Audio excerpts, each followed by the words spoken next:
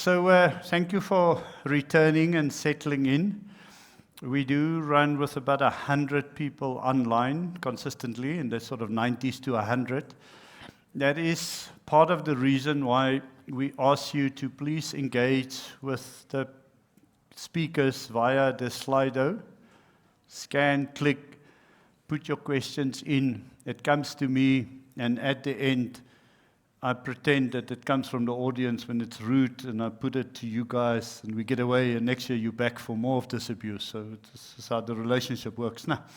I'm very excited that this is an industry where we are affected by the madness of the world, the local politics. In the room at any point we have all the expertise of the market, looking forward, predicting. We have the whole range of producers, from the world's largest to people who are still in project phase. And this is why this is truly one of my favorite days. You can really put your arms around this industry and have all of it. And of course, we speak for 90% of the world's PGMs in this meeting here today. So what's not to like? We, in the afternoon, will look at 4 companies specifically. And then we're going to go to all the abbreviations, the alphabet soup. ICEs and BEVs and FCEVs and PGMs. And if that doesn't make you sick, hopefully at the end of it, you'll sort of understand what it all means. So that's the session 2T. It's going to be a fun session. Nothing as boring as this morning, I promise. So also live up to expectations. See if you can get some sense out of these 2 gentlemen. Good luck. No, Good certainly luck. try. Thank you very much. Well, thanks for the introduction. We had an interesting session with 2 of the industry's renowned CEOs, and they call themselves mid-tier, probably like the Lions. I call them that. They call themselves mega-tier. Yeah, but probably the same as the Lions. Lions are mid-tier team. They're not quite at the top and they're not quite at the bottom. So we've got a few interesting questions I'm going to pose to my colleagues on my left-hand side. And I'm not expert on the platinum industry. I've only worked in the industry for about 40 years, so I'm not an expert. I'll probably have a crystal ball the size of a golf ball. So let's look at your crystal ball. So your project, let's start on my left. Sure. Because your projects over the next 10, 15 years, what does your crystal ball say for your company? What are your plans? Yeah, so I think we've got some big plans ahead of us. As you may know, we're busy. But how big are your balls? I mean, apparently that's relevant. Maybe a bit bigger. Bigger than mine, I'm golf ball I size. just want to close the gap between this balls conversation and your company. Yeah. So the 2 we've got match. chrome-coated balls. Chrome coat. So How did we get onto that? yeah, I don't know. You took us down the rabbit hole. Okay. So yes, we have some big plans. As you know, we're busy constructing our Karo project in Zimbabwe, which will see us doubling our PGM output from our current trajectory at the Tharisa mine in the Bushveld complex on the western limb. We're targeting about 200,000 ounces in the next 24 to 36 months, which dovetails with the commissioning and steady state production of the Karo project, which is approximately another 205,000 ounces. So we see our PGM output doubling within the next 3 to 5 years. And the beauty of the resource that we have on the Great Dyke is it's hugely scalable.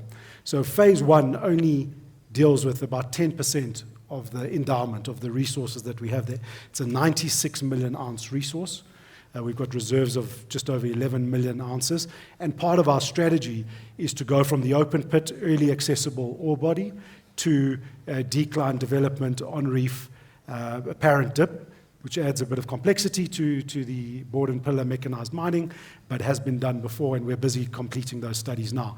So we see a multi-generational opportunity in Zim on the Great Dyke at Karo, which potentially could double and double again. Okay. It has the opportunity to do that, and that's why we love that resource and that jurisdiction.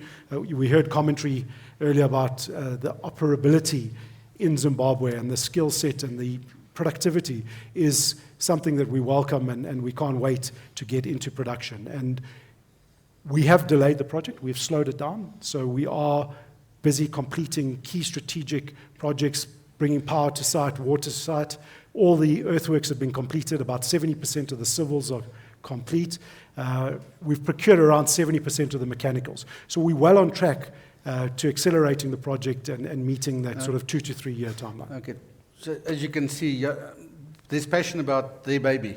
Probably talking about your rugby team is the same thing when you're talking about the future of your organization, which is great. Jaco, on your side, tell us about your baby and maybe the size of your balls. How am I getting this conversation back to You started it. I'm just following the cue. Now, look, Rugby balls. Rugby balls. we're slightly in a different position from Phoevos and Tharisa in the sense that Sylvania Platinum is primarily a processor. We, our current operations and the way we currently derive value is from a suite of about 6 chrome and PGM dump beneficiation plants that also treat a combination of fresh current arisings and also run-of-mine material, primarily arising from the chrome industry. So slightly different from the primary PGM producers, but similar to Tharisa, where we target the chrome ores. And over the years, we've been expanding that business, to our current 6 operations, where we a lot smaller than the majors, obviously, but about 75 to 80,000 ounces at the moment. We're busy constructing an expansion project, Thaba joint venture on the north, that will take us to probably about 85,000 ounces. And then, with 1 or 2 similar initiatives, we're busy with about 200,000 ounces from the current business case, where we target chrome tailings, run-of-mine chrome sources. But then we have, as a second part of our business, some very nice optionality in terms of exploration assets on the northern limb. Mm-hmm. Now, did Nico leave? He's not quite as excited as us about it. But what is advantageous for us there is that we have some very shallow assets.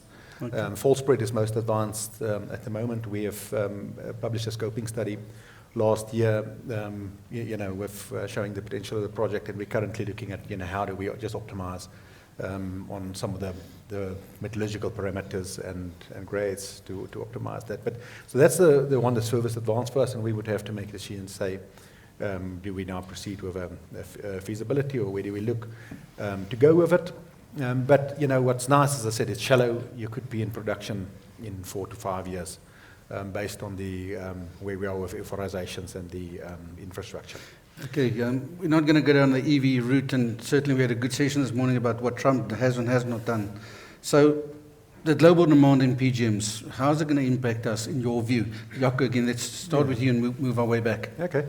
Look, I think, we also remain bullish on and about the PGM price. I do think we've heard from a lot more knowledgeable people in the marketing side of it and research earlier this morning, but we do share the view about the platinum, palladium, and rhodium being in deficit in the short and medium term. And I think for us, we take 2 views on that. So if you look in the next, say, 3 to 5 years, the shorter term, I think quite bullish still, palladium, rhodium. And where our current business, we have about a 12% prill split in rhodium, palladium about 25%, so we're nice over almost 65% platinum, so it's a good basket in our current business. So that is driving us to look at more opportunities in that kind of field. So you have similar dump projects, high return, cash generative, low cost, low risk businesses, and also the very nice benefit of co-production of chrome from it. Okay. That substitute your cost. Okay. If you look a bit longer term, and very briefly, it's just then, these northern limb assets, you have to start taking a view, what is palladium pricing going to do out in longer term? Platinum is still strong, so there's still good platinum in those projects. And then the importance is being low cost, low risk on those projects and high efficiencies. Otherwise, you're not going to keep your head above water. Phoevos, we spoke about policy uncertainty this morning and global trends and what the politicians are saying. So what do you see as, let's talk about threats first and then opportunities in the market. So certainly what we've seen coming into, let's say, a more optimistic outlook for PGMs structurally on the demand side with the prolonged sort of life of internal combustion engines and the hybrid drivetrain taking up much more marketplace and market share. Leading up to, let's call the uncertainty of today, we really believe that the opportunities for growth are limited. And so the key here is to maintain yourself in that lowest cost quartile and using new technologies and opportunities which you have that when you're building a greenfield project to unlock value that perhaps wasn't or isn't available with a brownfields expansion or with a deep level labor intensive complex. So the opportunities lie in technology. I think the threats leading into the environment and the volatility are around access to capital. I think our constraint, our aspirations are bigger than our balance sheet. Let's put it that way. And so our constraint is accessing capital to build our vision. And so part of the reason why we've delayed the Karo project is accessing capital to complete that project. Okay, it's not the easiest jurisdiction. We've heard about fiscal uncertainty and policy complexities, which certainly does not make it easy. But we see, from our local bankers, there are few participants that will fund expansion and growth, and particularly greenfields projects. And so that needs to change, and it's really underpinned by the fundamentals, the structural supply and demand. So I think once there's conviction in the underlying story, I think capital will flow, and we'll start seeing, hopefully, projects being supported not only from the capital markets, but also from a policy perspective and incentives, right? We are big employers, we contribute to the fiscus, and I think there needs to be recognition. Whereas at the moment, we feel like a little bit of a punching bag with all interested and affected parties going for mining companies. And so that narrative needs to change, and hopefully the Minister can support us in our initiatives. Okay, we are at a PGM day, but chrome seems to play a major role in your decision-making and your revenue stream. So chrome used to be a byproduct to the PGM operations. Now PGM seems to be a byproduct to what you do. So Jaco, tell me about that. Not quite for Jaco. Yet. Look, not yet. So, but I think, so Bernard, you're right. So our current business, the 6 plants we have, don't derive any revenue from chrome. But we produce about 400,000 tons, between 350 and 400,000 tons a year of chrome for our host mines from the material we operate, the plants we operate. And although we don't generate the revenue from it, it opened the door and enabled us to create our business and get access to the PGMs there. So that was, key in the existence and in also the success story for Sylvania over the years. We have changed that business model now with the Thaba JV, where we will share 50-50 in the PGM and chrome. And, there in the 400,000 tons or 420,000 tons we would produce a year, we would share 50% of that chrome revenue. So you're right, Charl. So that suddenly means that we get about between 65 and 75% of our revenue is chrome at current PGM versus chrome prices. At longer term consensus, you're getting closer to a 50-50. So it is significant.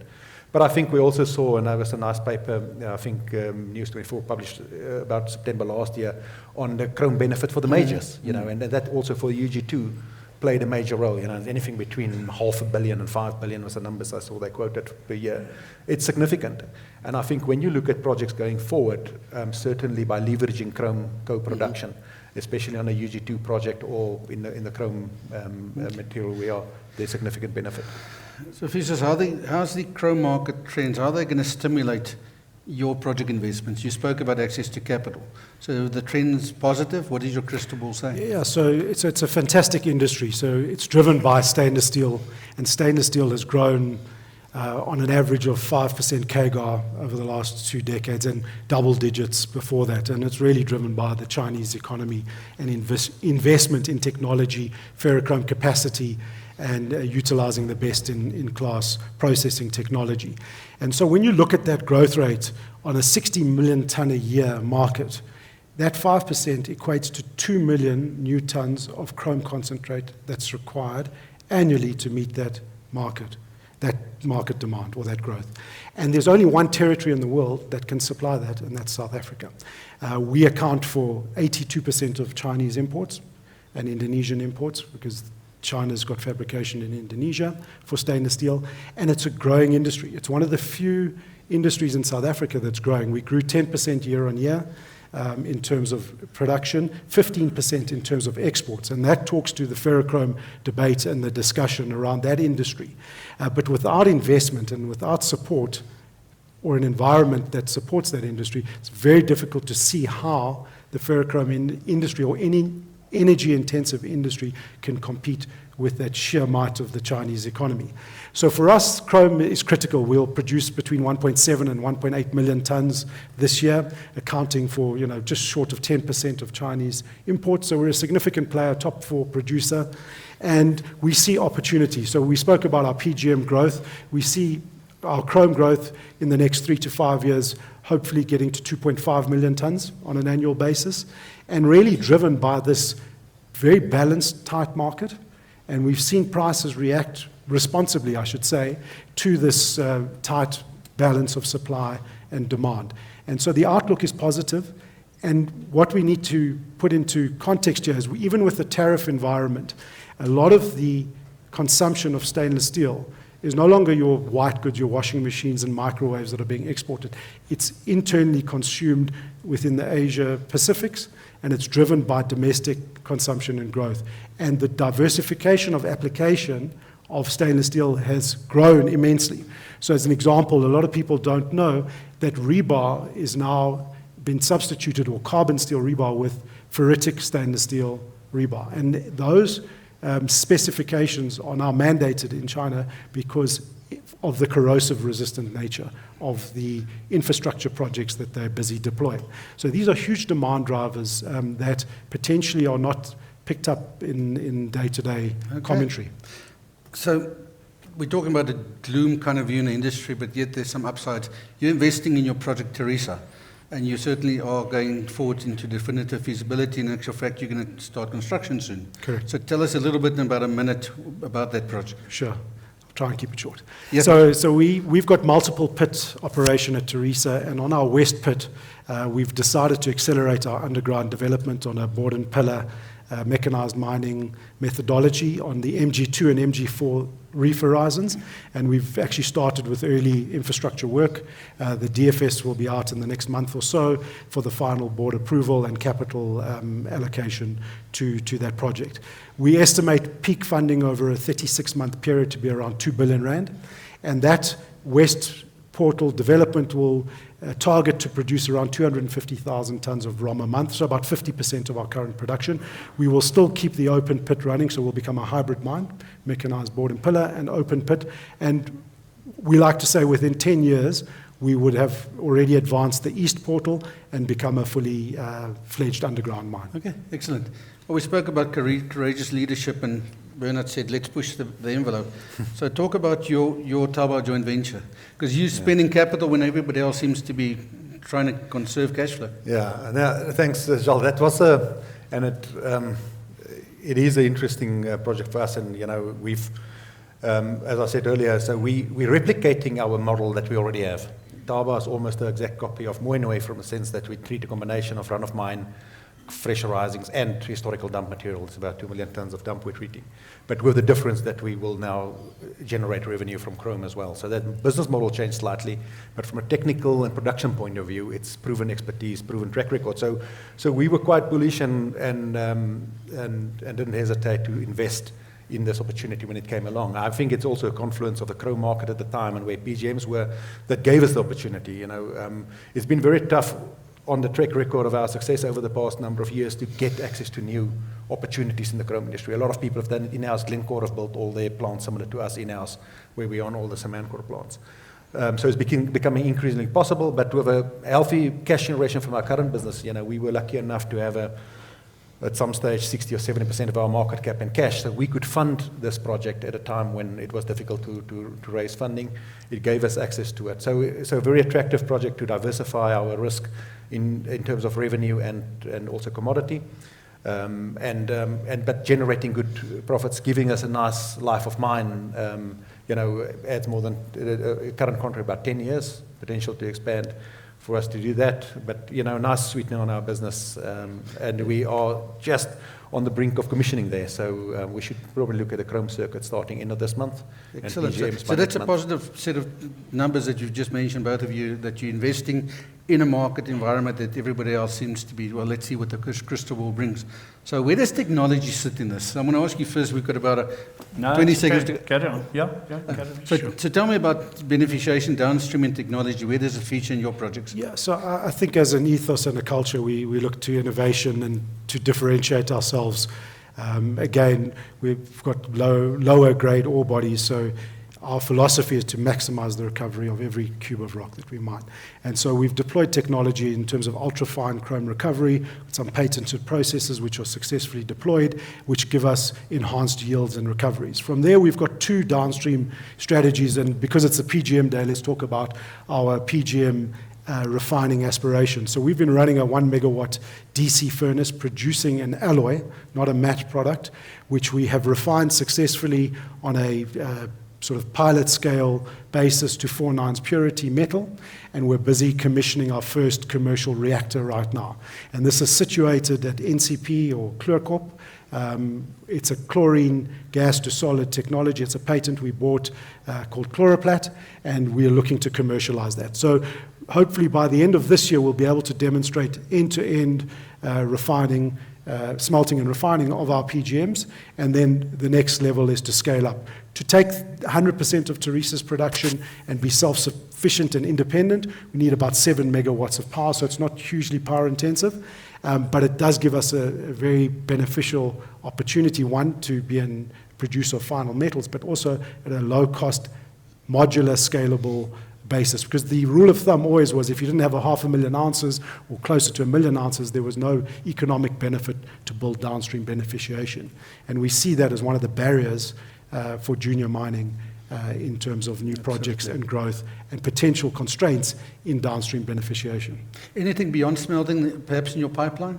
Yeah, so we've got our chrome strategy. So we've got a chrome iron redox flow battery, which we're busy commercializing now. We've got 2 units in Germany, 1 at South Africa, 200 kilowatt. And by next year, we'll be rolling out megawatt scale storage. This is an IP we bought from the US, and subsequently have developed our own IP to produce the electrolyte. And this is large-scale grid storage. So we're talking 100 megawatt deployment. And because we have the raw material, we have the lowest cost of manufacturing the electrolyte, which has really been the constraint for the vanadium redox flow, let's say, competing technology. So it's not as efficient, but it's a quarter of the cost. And ultimately, everyone's looking at the cost of storage.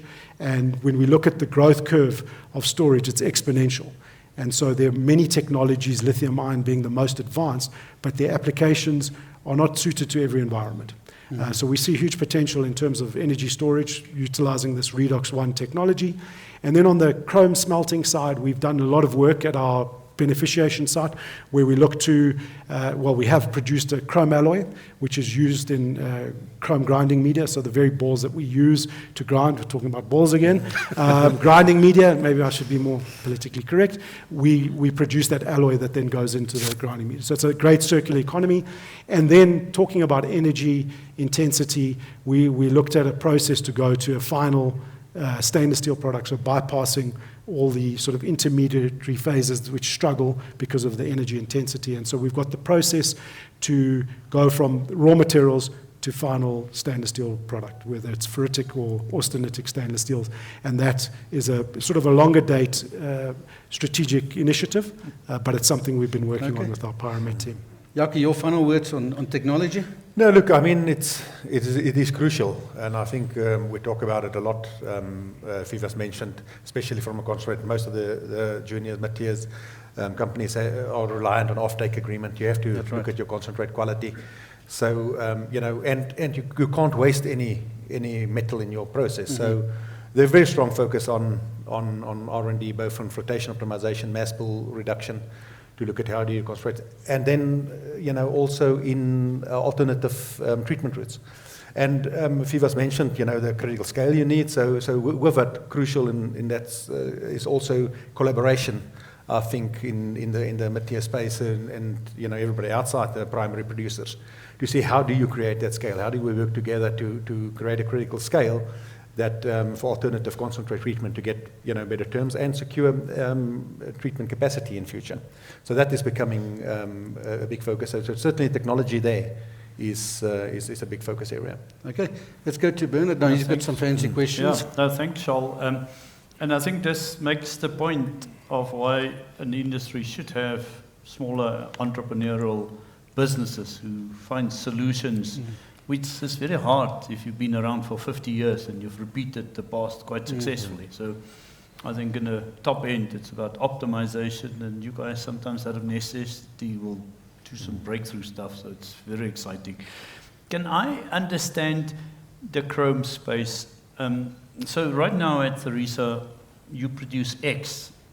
Some of it is PGMs, and where does it go? And your chrome, where does it go? Just talk us through that. So we're targeting circa 150,000 ounces this year as our guidance to 160,000 ounces. We have 2 POC agreements, one with Northam and one with Sylvania, and then about 10% of our production goes through our pyromet and refining circuit that I mentioned. So that's the current arrangements we have on the PGMs. In Zimbabwe, we have some indicative terms for our concentrate. Ultimately, we'd like to deploy the same technology that we will be rolling out in South Africa in Zim to beneficiate in country, and there's some interesting partnerships that may transpire from that. In terms of our chrome, we are managing that whole pipeline. We have our own logistics team, we have our own marketing team in China and in Cyprus that sell to end users. So we engage directly with ferrochrome and stainless steel. Concentrate it up to what, and then you truck it or rail it? Or? So predominantly truck about 85%, 15% rail. 3 years ago it was the other way around. The ratio switched because of the Transnet challenges. So we produce 3 products or 3 grades. The majority, circa sort of 75%, is metallurgical grade, which is really destined for the stainless steel industry. We supply China and Indonesia predominantly, and we've started supplying India because they've got a mandate to grow their stainless steel industry, and they're trying to emulate the Chinese blending philosophy to bring in lower cost ores to bring their unit costs down.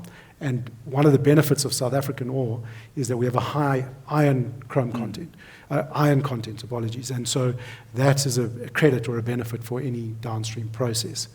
The other 2 products we produce are chemical grade, and we're one of the largest chemical grade producers, and that's a globally diversified market from North America, Europe, Turkey, India, and Asia. And that's a premium product. Today, most probably trading at about a $50 premium to the met prices, which are trading around $285 as of yesterday. Decent premium. Decent premium. And then the foundry grade is a very specialized product, and we're a small producer relative to the rest of our book, and that's a more specialized product that goes into foundries globally for the linings of their castings. And then your operations near Rustenburg, what's the nearest port, or what is the port that can handle what you export? So traditionally we went through Richards Bay and Durban, containers through Durban and bulk terminal at Richards Bay. We utilize Maputo successfully now as well.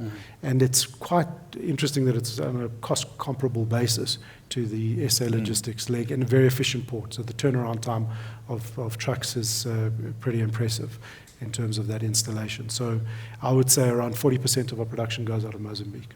And Jaco, your logistics different? No, so our PGM concentrate offtake is primarily with Impala. We've historically had both Northam and Anglo box in the past, but currently it is with Impala. From a chrome point of view, the current chrome we produce, because it's going back to the host mine, is primarily going to Smanco's ferrochrome business. We produce a 42 to 44% metallurgical grade concentrate. So we find that gets pelletized and fed to the furnaces. The new concentrate for Thaba will be marketed by our JV partner, Kromtech, who owns Limburg Mine, where the project is situated. They've very successfully constructed and operated the tailings plants on the back end of Marikana and in UG2 in Rustenburg for Sylvania for a number of years. So they have existing marketing logistics systems for the chrome to handle that. And similar to what Phoevos said, there's been a move from Richards Bay to Maputo for the export. So yeah, a combination of the 2 ports there. Yeah, and I'm unashamedly favoring the chrome conversation because I know nothing about chrome. Why would I sit here the whole day and know nothing about chrome at the end of it? Your Karo project, are you starting with chrome, or at some point you were going to do chrome, or was that changed? So just steps to happiness. Sure. So the Karo project on the main sulfide zone doesn't have chrome. No. Oh. So it's base metal rich, copper and nickel, and even some cobalt. Did as you you've not seen. known chrome mine? So we do have chrome concessions on the sorry. boundary of the outcrop of the main sulfide zone. So we started that project a couple of years ago, very small scale, just to get our feet on the ground, to understand operating in Zimbabwe. Subsequent to that, the Zim government put an export ban on chrome concentrates, and market conditions weren't favorable, so we put that project onto care and maintenance, and we keep reassessing it. And one of the challenges is it's not scalable, so it'll always be a small operation, very high-grade product, but narrow 30-centimeter type seams. So you need to manage your costs very carefully, and as I mentioned, very difficult to get to significant volumes that move the dial. So it's clear from our two panelists here that they're very optimistic, and they've got investment They've got decisions. those things that we're not allowed to Well, refer to. clearly their crystal balls are having a slightly Chrome balls, glass full kind of view, but it's supported by chrome, absolutely. No, I thought this would end up as a fantastically interesting chrome and innovation conversation. Gentlemen, thank you. Thank you. Thank you very much. Thank you. Thank you. Sure. Thank you. Thanks. Yeah, no more Mr. Nice Guy. Come, you next lot. I mean, really, I need to be nice to ladies, they tell me, but I'm not sure about Marna. Come. You've seen the drill now. You've got 20 minutes with them, I've got 10. Welcome, everybody. Roger, can you just put your mask up? You're now supposed to be a Yuan or somebody. Huh? Thank you, Bernard. What an emotive morning we've had. Whew. I think one of the things that the current US administration knows how to do is to invoke emotion. Maybe to get everybody not thinking logically, to just confuse everybody. But I think we need to focus, right? And I think I agree with the sentiment of making lemonades. And I think a wise man in this audience once told me, in the midst of chaos, there's opportunity. Redirect your focus.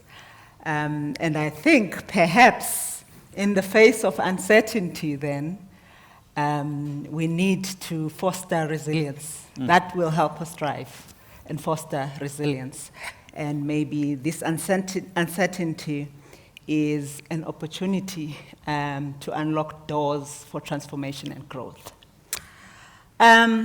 With that philosophical statement, hopefully we've had an insightful discussion, or what we've heard from Tharisa and Sylvania Platinum.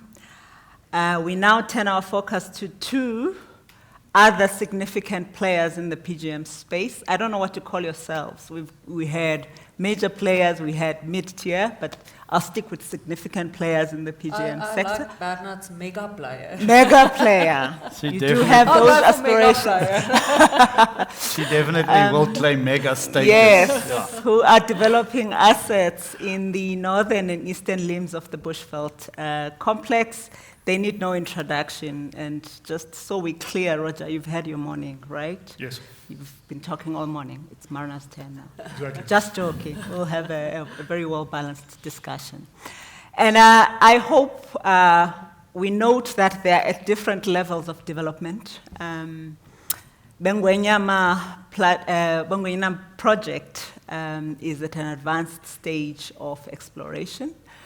And in contrast, Marna, you are further advanced along the way with intentions for first ore production in Q4 of this year. So hopefully, with the reflections, we gain a more comprehensive understanding of the challenges in developing projects in that space, particularly in the midst of what is happening.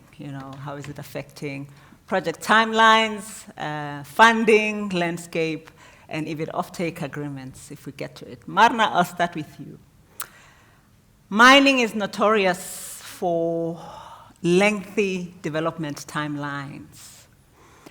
How long has Platreef taken you to develop? And how does it compare to your other projects like Kamoa And what are some of the unique challenges that you faced along the way? And please stick to just the unique ones. I'm sure there's a whole lot. There is a whole lot of Yes. unique challenges. So we started off in South Africa in 1998 when we acquired the Platreef licenses.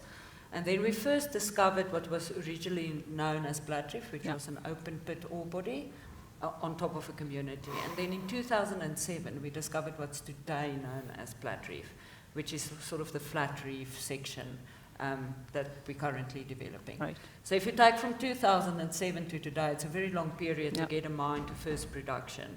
And when we start production towards the end of this year, it will really be on a small scale. I heard sort of inside boardroom gossip, you said we should make this session interesting, that some of our peers ask, are there any small-scale miners in the room, and they refer to us jokingly. Because we will start off small, and we're deliberately doing so, developing Platreef in a stepped approach, similar to what we've done at Kamoa-Kakula. So we're talking about 30, 40 years to initially get ground, start with the drill bit. We ran at some point the biggest exploration program in the world at Platreef. And then once you start with shaft sinking, especially if it's a deep underground project, it takes the time it takes to develop these projects. And the market doesn't reward you for it. They get bored. You know, the story gets boring. Everybody says, yeah, it's just a marketing story. And they only really start giving you credit for your project once you get close to production. And we saw that with Kamoa. And maybe just sort of referring back to Kamoa and what we've done there, Kamoa's a different beast, and that's our copper project in the DRC. We made our first discovery at Kakula, which is the high-grade ore body. So there's Kamoa and there's Kakula. It's a mining district, really. It's not just one mine. In 2016, we broke ground in 2017 at Kakula. We started production in 2021. So that gives you the idea in terms of timelines. Those are declines. It's like 300 meters deep. At Platreef, we're talking about 1,000 meters deep, shaft sinking. So it's challenging to do a deep underground mine development. And then, you know, coupled with that, unique challenges was COVID. You know, we had to put Platreef on the back burner to prioritize the development of Kamoa-Kakula, which ultimately gave us access to a lot more capital, a lot more opportunity, and we now have time to really focus on Platreef and to get Platreef up and running and to develop it to the scale it deserves over the next 2 to 3 years. Right.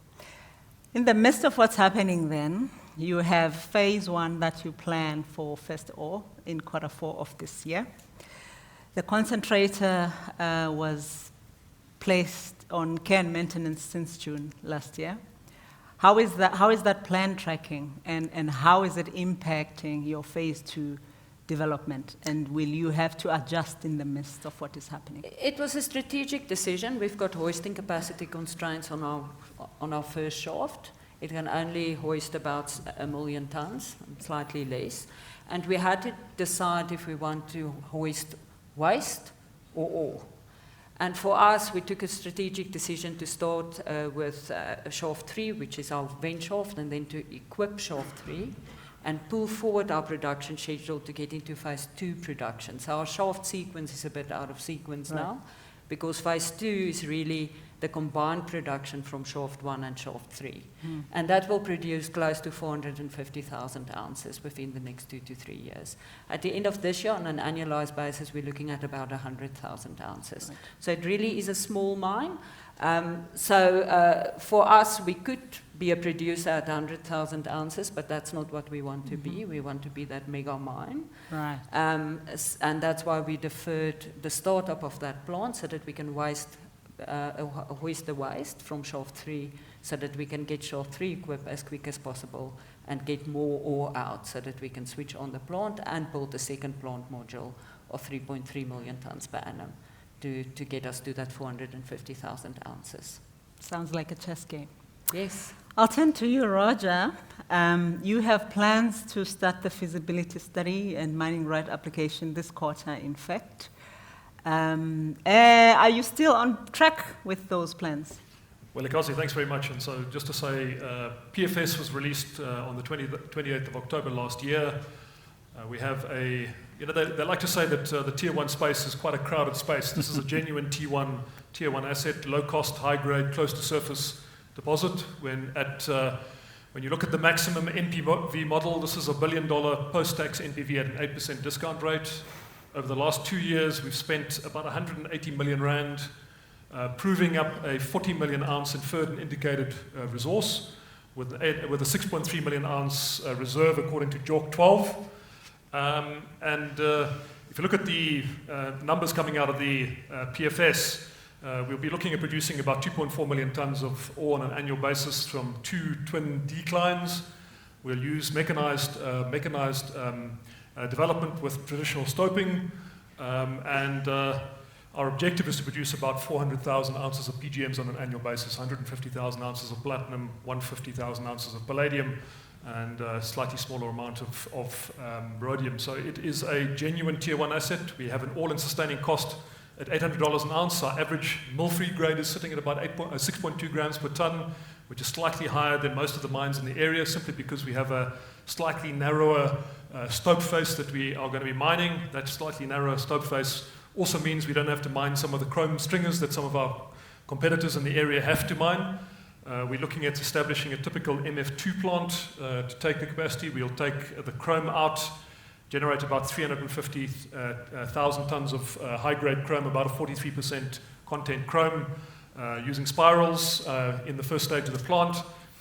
And this is a project that when it gets to steady-state mining, which we are looking at right now to accelerate the development, which is obviously rapid development, and then certain additions to the PFS. We're doing some PFS enhancements right at the moment, which is quite exciting. It's fantastic to be working on a board where I've got a couple of Aussies who, their view of developing mines is quite a bit different to, the traditional South African view of mines, which is, develop a nice big 1 kilometer shaft. Here we're looking at depths of accessing ore at 50, 90 meters. The ore body dips towards the west, so it's goes down, will be probably at a maximum depth of about, let's say about 900 meters. So we're still on the shallow end of the ore body. It's nice and close to surface. It's not open pittable.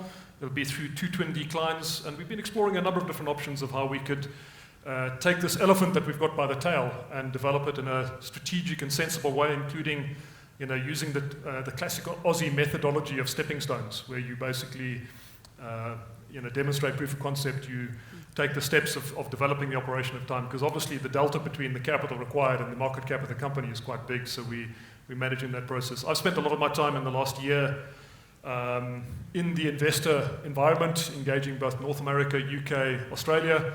They are gradually switching back onto South Africa. Right. Obviously, with the canoe in place, hopefully it'll still be a canoe in a couple of hours' time. That continues, but not having things like load shedding and others have also been helpful in the process. But it's an exciting project. We've got a fantastic partner in the form of the Benguyama community through the Benguyama Maswazi Traditional Council, who own 100% of a company called Neuronox Investments. They own a 30% equity stake in the underlying asset called Miracle Upon Miracle Investments. That's the actual mining asset. As Southern Palladium, the listed entity on both the JSE and on the ASX, we own 70%, and then obviously we've also got a 9% equity share when Neuronox owns 9% of Southern Palladium. So with the community partnership, they are real partners. We've made tremendous progress, and we're now at the stage where we're doing the definitive study work and everything that we're looking at. But just before that, we're just completing the work on the PFS addendum, which looks at some of the shorter options of getting into development a lot quicker. Right. Everybody claims tier 1 and low cost. Are you really truly Hey, differentiated? it's my job to be cynical. How are you differentiated from your immediate neighbors? Maybe mention 1 or 2 things. So let's just highlight that, if you're looking at to the north of us, I won't mention the company specifically, they're mining average stoping widths of 1 to 1.2 meters. They have to take out the chrome stringers because they don't form a competent roof. We don't have those same set of exact chrome stringers based on the, on the 30,000 meters of drilling that we've done so far. Obviously, every deposit has a degree of potholing. Our potholing hasn't been so bad so far. The in situ high-grade reserve area that we've delineated so far is sitting at 9.9 grams per tonne on a 6E basis, which is looking pretty good. Obviously, when you do mill feed grade, if you have a stope width which is 70 centimeters and you're now mining at 90, you're going to get a dilution factor. We have been looking at a number of the different technologies that we can use to reduce the waste going into the plant. So using optical sorters and things like that. So again, you've got to use the technology base. I really like what Phoevos had to say a little bit earlier about, you maximize the technology base. What it does is reduce your wastage. And it's exactly like the thinking that we've been doing on our tailing storage facility, where we're definitely going dry stack because that's where the world's going. It is more expensive, smaller footprint, less impact on the community, only way to go. Right. So now let's get to funding.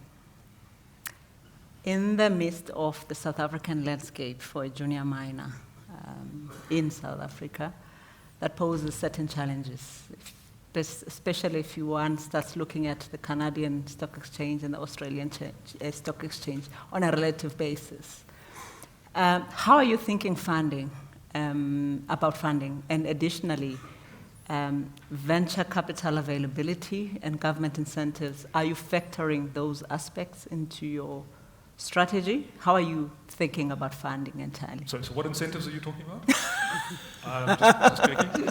No, certainly from our side, obviously we realize it's important to take this on a graduated stage development process. It will also first be a small-scale miner. Yeah. So we start small scale and then evolve over time, because that small scale is basically demonstration. You're demonstrating that you have the technical competence which we have, that you've got an ore body that is worth something that you can actually develop, etc. So make no mistake, we've had lots of discussions with the local banking industry. South Africa is a venture capital scarce country. People don't like investing in venture capital projects in South Africa. It's just as simple as that. It's just because the tax system here, unlike Canada, doesn't have a flow-through share scheme equivalent. And so what happens is that people tend to be a lot more conservative in the South African space, and that's why junior mining, in my view, has struggled a lot in South Africa over time.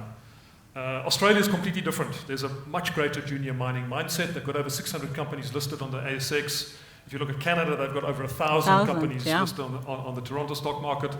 And they do a lot of work to reduce the cost of junior miners being able to find something which is really viable and which can then be developed. And that's how you've got to have this pipeline of new projects coming through. So we're transitioning from an exploration company, from a junior exploration company to a development company. There's obviously a lot of different other challenges that come into it. You've got to be very clear on what your project execution plans are. You've got to be very clear on, in the DFS, which is in parallel done with the bankable feasibility study work, and it's been, for me, really interesting to have been part of the teams looking at all the work and help playing an active role in them. And so that work, obviously, you're looking at development funding institutions. Obviously, one of our local DFIs got a bit uptight with us to hear that we were sitting in the States on a bit of a roadshow trying to raise money over there. We were just on a roadshow taking the brand out there. So just to say, this again comes back to a genuine T1 project where we will have a certain amount of development funding interest. We've had a number of our potential customers coming and engaging us on the idea of pre-funding development for guaranteed offtake. So it comes back to security of supply issues, and that's been very interesting to engage on. And then obviously looking at how we can go also capital light options in the early stages of development to develop those stepping stones that take us to the next level. So going out in the junior mining space and trying to raise the tier 1 maximum NPV asset is very difficult. So you need to put that down on the table straight away. But doing it in a staged approach is very sensible, and generally that's the model that's used in a place like Australia, for example. The phasing approach. Marna, I'll come back to you. So your phase 1 offtake seems very clear. You've mentioned 50% of phase 2. That also seems clear.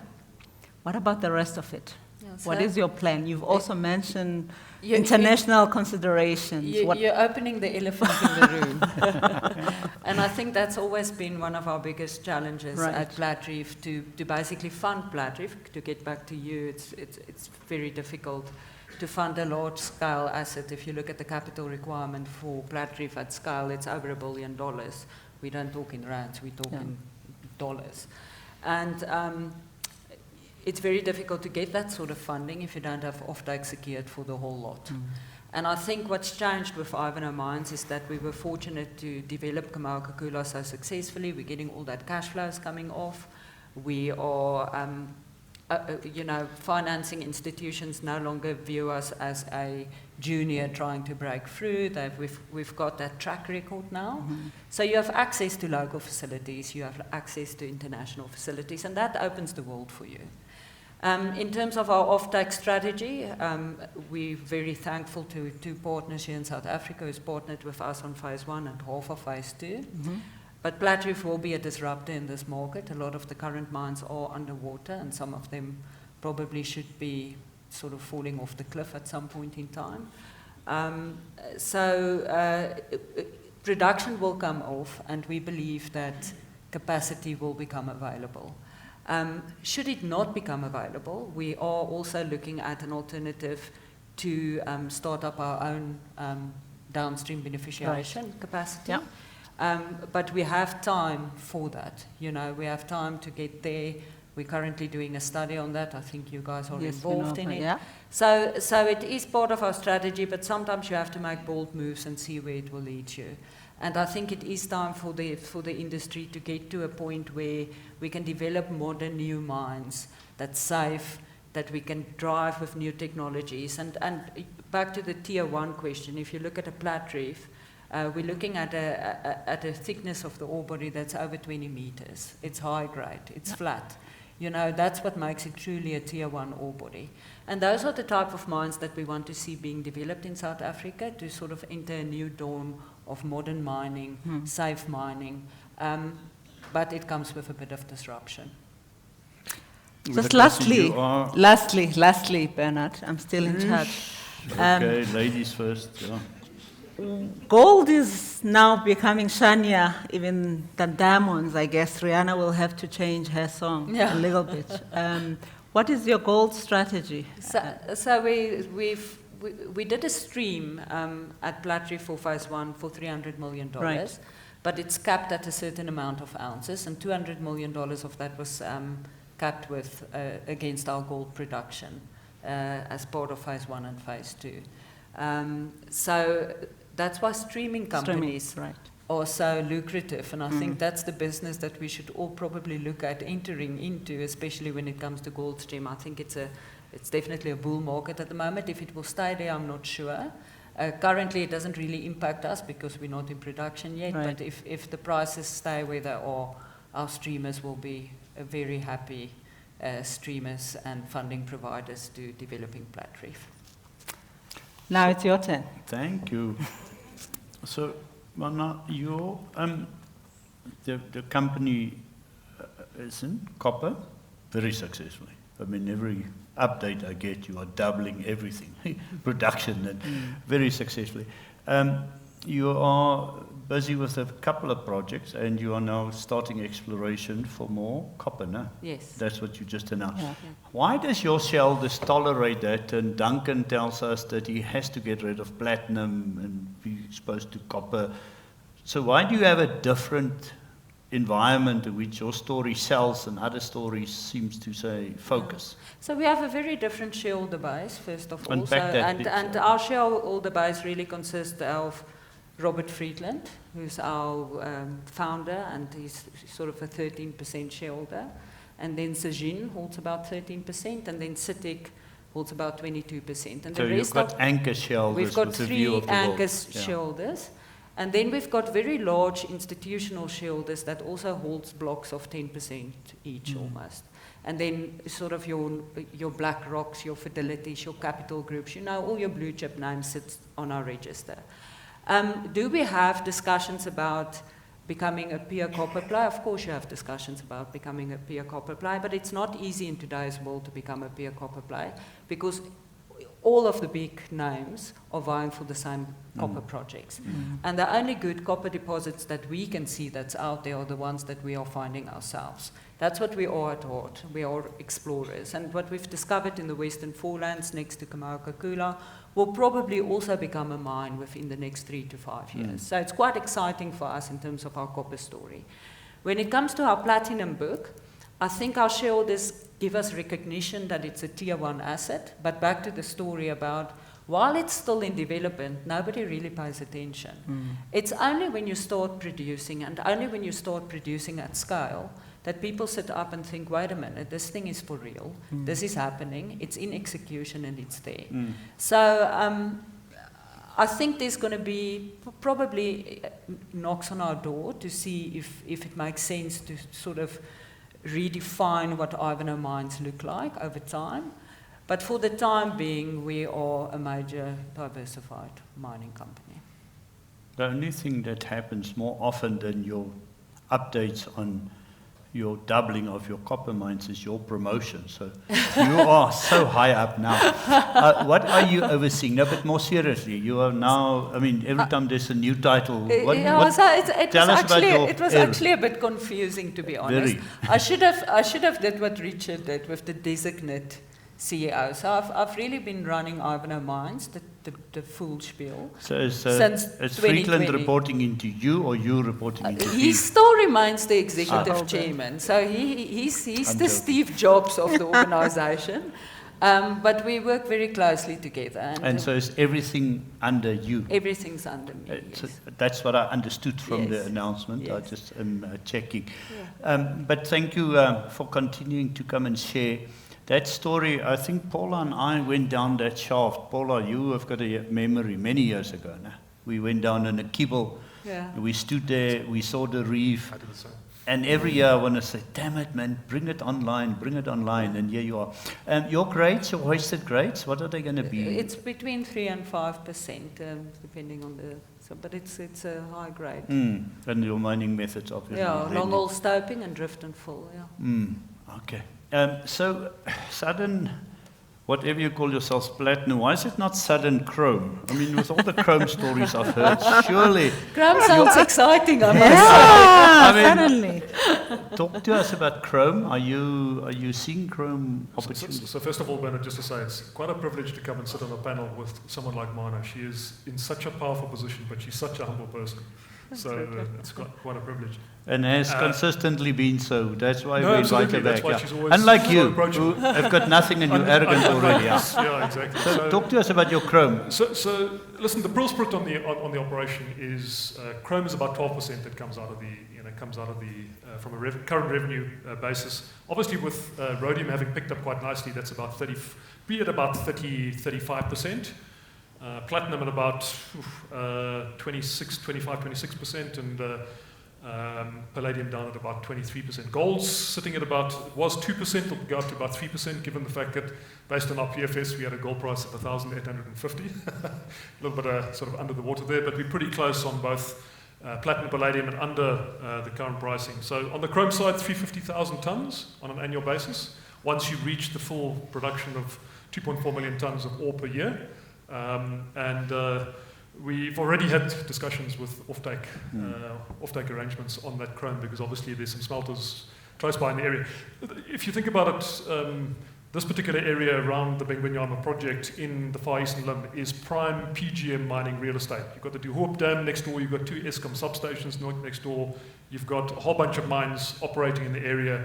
And then obviously South Africa does have the very big advantage compared to its other competitor areas, both Brazil and Australia, where we've got a significant smelting and refining industry that they don't have on the PGM space. So it's just an interesting way of looking at it, but chrome is going to be about 12% of the revenue split based on the PFS work, but obviously a lot can change. And then, Marna, you make an assumption, which I think is fair, that as other producers rationalize, adjust, mines come to an end, there is space for your ore to be treated. You did mention you are in current conversations with at least 2 parties, no? Yes, I'm just confirming. Yes, we are. And by when do you need such agreements? What is the timeline on that? It will be towards 2028, 2029. So you actually have enough time to see how the world unfolds. So. And, and just sort of speaking up for sort of junior and mid-tiers entering this space, it's a very difficult space to enter if you can't get a finite agreement with somebody or a definitive agreement with somebody around offtake, especially if you want to raise funding and you're not in a position like we are. So it's really the reason why most of the mines never see development, because the funding's just not there because you can't solve for the offtake. And I think sometimes, you know, the only way to go ahead is to take bold steps, and then when the production is there, at that point in time, have a rational conversation. If there's capacity available, everybody wants to make a margin on their business, so I think the ore will ultimately be treated. So, future Tier 1 and Roger. You know, we've given Marna 10 years to come and tell us the story. It's damn credible now, and it's very near. Keep telling your story, Roger. We may believe you in time. Yes. More seriously, the endowment. We're looking forward to that time when the first production ounces come out, and we'll certainly have you in a hard hat down the down the decline.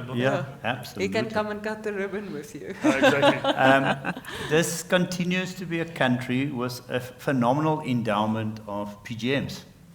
I think we are just showcasing some of that. Thank you. Thank you very much. Thank you for coming back again. Thanks for having us. Appreciate it. Hope to see you soon again. Thank you very much. Thank you.